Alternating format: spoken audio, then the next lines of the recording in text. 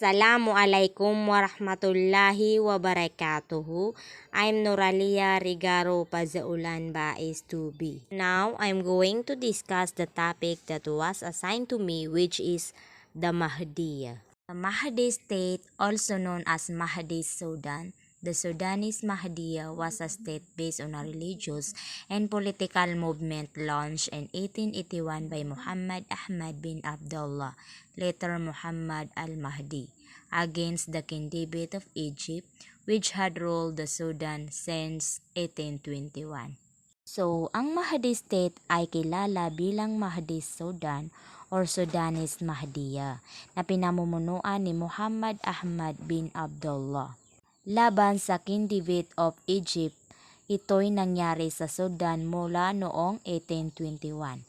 Sa sektang ito nakabase sa pagiging religious and political movement na nilunsad ni Muhammad Ahmad bin Abdullah noong 1881. Al-Mahdiyah religious movement in the Sudan 1881 to 1898 established by Muhammad Ahmad ibn Abdullah al-Mahdi with the aim to reform Islam. So the movement, which succeeded in overcoming the unpopular ruling Turco-Egyptian regime in the Sudan, resulted in the establishment of Mahdi State 1885. After Muhammad Ahmad's death shortly thereafter, Abdullah ibn Muhammad succeeded to leadership of the movement in the nascent state, which was conquered by the British in 1898. After 4 years of struggle, the Mahdists rebelled, overthrew the Ottoman Egyptian administration, and established their own Islamic and national government with its capital in Omdurman.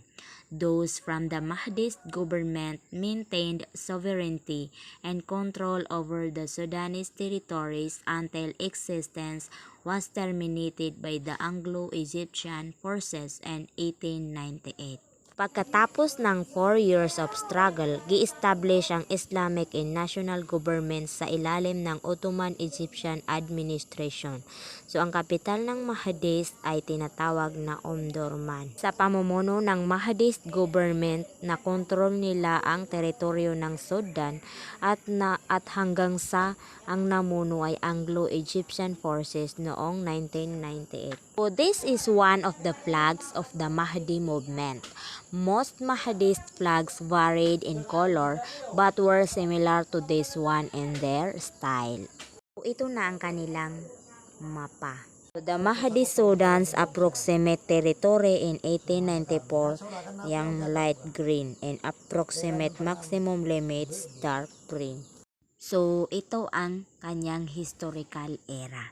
So, ang Mahdist revolt ay naganap noong 1881 to 1885. Fall of Khartoum, January 26, 1885. Sudan Convention, January 18, 1899. Battle of Diwai Karat, November 24, 1899.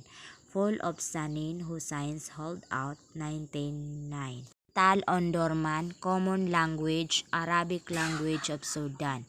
Religion, Sunni Islam. Government, Islamic State. Mahdi 1881 to 1885, pinamunuan ni Muhammad Ahmad. Khalifa Abdullah ibn Abdullah noong 1885 to 1889. So, proceed naman tayo sa The Mahdist War.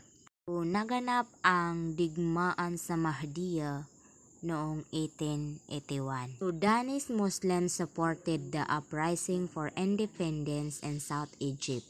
A Muslim sheikh named Muhammad Ahmad, who claimed to be the Mahdi, the Redeemer of Faith, led a 48-month military campaign against Egyptian and British-led militaries.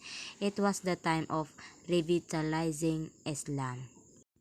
British involvement. In 1869, the British found interest in the Suez Canal. The Suez Canal was important because it was quickest trade route from Britain to India and Australia. This caused the increasing of British influences in Egyptian Sudanese affairs. The Egyptian and Sudanese did not like the European influences but did not really have the power to change that. There was a mini revolt inside Egypt against the corrupted government, but the efforts were crushed with the help of French and British military. After the Egyptian government failed, British assumed control over the entire government. The British were particularly invested in the slave trade, which in turn caused Egyptian officials to pursue slave traders. Muhammad Ahmad bin Abdullah rose to power and led the rebellion against the Egyptian Revolution. The death of leader. 6 months after the Battle of Khartoum, Ahmad died on June 22, 1885. His successors continued his Islamic state and the British ended up evacuating Sudan. Sudan remained free from British imperialism for 13 years until they returned to seek revenge and conquered Sudan.